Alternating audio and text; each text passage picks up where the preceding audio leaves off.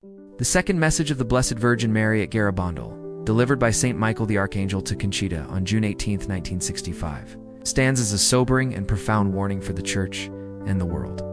Coming at a time when the Catholic Church was undergoing tremendous transformation, coinciding with the final months of the Second Vatican Council, this message echoes themes of spiritual crisis, doctrinal confusion, sacramental neglect, and the looming danger of moral decay among the clergy and laity alike. St. Michael's words, relayed on behalf of the Virgin Mary, are heavy with grief and urgency. As my message of October 18th has not been fulfilled and has not been made known to the world, I tell you that this is my last message. Before the cup was filling up, now it is overflowing. These words indicate a divine threshold has been crossed. The imagery of an overflowing cup powerfully suggests that humanity's sins and the Church's internal errors have not merely accumulated, they have reached a level of danger that now demands immediate and radical conversion. It implies that God's patience, though infinite, still respects the limits of human freedom, and that continued negligence may result in just consequences. The indictment is direct. Many cardinals, many bishops, and many priests are on the road to perdition and are taking many souls with them. This is perhaps the most controversial and sobering portion of the message. It is not merely a critique of individual failings. It is a prophetic outcry regarding systemic collapse within the Church's hierarchy. Those entrusted with the care of souls leading others astray. At the time, such a statement would have appeared almost inconceivable, especially to the faithful in a remote village in Spain, where priestly authority was deeply revered. Yet history has since unfolded in such a way that the veracity of this message demands serious reflection. It is crucial to understand that this warning is not rooted in cynicism or condemnation, but in a deep maternal love. The Virgin Mary, speaking as the Mother of the Church, seeks to prevent the loss of souls. Her sorrow is not distant or judgmental, it is intimate, weeping, urgent. I love you very much and do not want your condemnation. Here is the heart of the message. A call not merely to be aware of the problem, but to respond with sincere hearts. This is not about fear-mongering. It is a plea for transformation. The heart of the message centers on the Eucharist. Less and less importance is being given to the Eucharist. This lament echoes the concern voiced later that same year by Pope Paul VI in his encyclical Mysterium Fidei, wherein he defends the Church's Eucharistic doctrine from growing ambiguities and liturgical abuses. The Eucharist is not a symbol among symbols, it is the real presence of Christ. To neglect it is to neglect Christ himself. At the heart of the crisis, then, is not merely institutional decay, but a detachment from the source and summit of the Christian life. Reflect on this apparent coincidence. How could Conchita, a young peasant girl in an isolated mountain village, possibly anticipate that the Pope himself, months later, would issue a document directly addressing these same concerns? The overlap between heavenly message and papal magisterium cannot be overlooked. The timing suggests divine orchestration, a prophetic harmony that transcends human understanding. Mary's exhortation is clear. You should turn the wrath of God away from yourselves by your efforts. If you ask for his forgiveness with sincere hearts, he will forgive you. This is not merely a general appeal to repentance, but a divine offer that even in the midst of great betrayal, scandal, and spiritual darkness, mercy remains available. The Mother of God, through St. Michael, offers a final opportunity to return, to amend lives, to seek forgiveness. The reference to the last warnings must be taken with solemnity.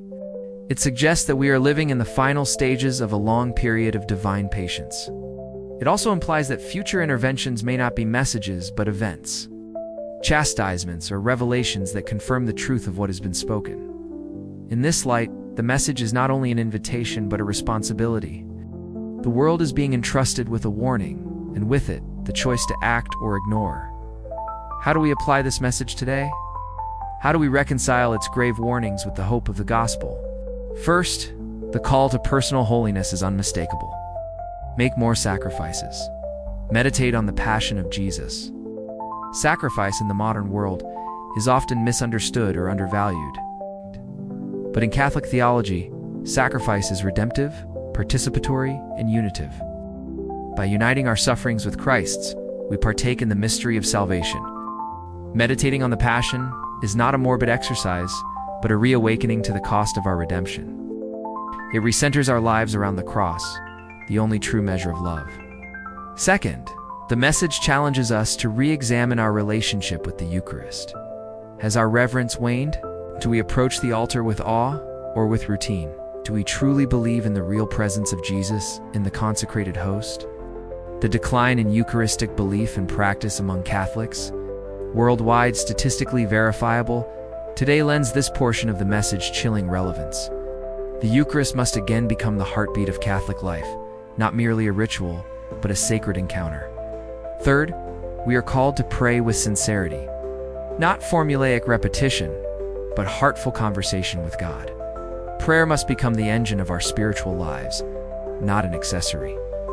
Through prayer, we open ourselves to divine will, receive strength, and intercede for others. The world does not change by strategies alone. It changes through grace, and grace is drawn down through prayer.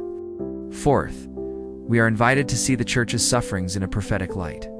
The scandals and confusions that have plagued the Church in recent decades, heresy, division, secularization, were not entirely unforeseen. The message of June 18, 1965 reads as a forecast of what was to come. Yet prophecy is not destiny. Warnings are given so that disaster may be averted. It is not too late to act. Finally, we must recognize the unique role of the Virgin Mary in this spiritual battle. She is not passive. She is a warrior, an intercessor, and the tender mother of mercy. In the book of Revelation, she appears clothed with the sun, with the moon under her feet, and on her head a crown of 12 stars, a sign of her active participation in the struggle between good and evil. In Garabandal, as at Fatima, Lourdes, and other apparitions, she intervenes to guide, warn, and comfort. This message should not lead us to despair, but to action. Its aim is not to paralyze us in fear, but to awaken us in love. The Virgin Mary speaks not to crush hope, but to preserve it. She is the mother of the Church, and her final message at Garabandal is one of urgent maternal appeal. Amend your lives, return to the sacraments, revere the Eucharist, pray with sincerity, and offer sacrifice. Let us take these words seriously. Let us not wait for further signs or sufferings before responding. The overflowing cup can be emptied by repentance. The wrath of God can be turned away by love. The darkness in the Church can be dispelled by the light of holy souls. As you reflect on the message of June 18, 1965, consider these questions. What does it mean to you that the Virgin Mary's final message emphasizes the failings of clergy? How does that shape your understanding of leadership and responsibility in the Church? In what ways have you personally neglected or taken for granted the Eucharist? What can you do to restore or deepen your reverence? How does this message challenge your current spiritual life? What areas of your life are in need of amendment? You believe we are still living under the shadow of this prophetic warning? Why or why not? What role does sacrifice play in your life?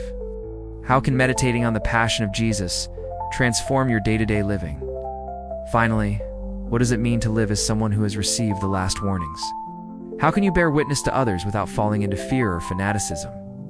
This message, though brief, carries eternal weight, as the Blessed Mother said. I love you very much and do not want your condemnation. In that love, may we find the courage to respond, the humility to change, and the faith to persevere.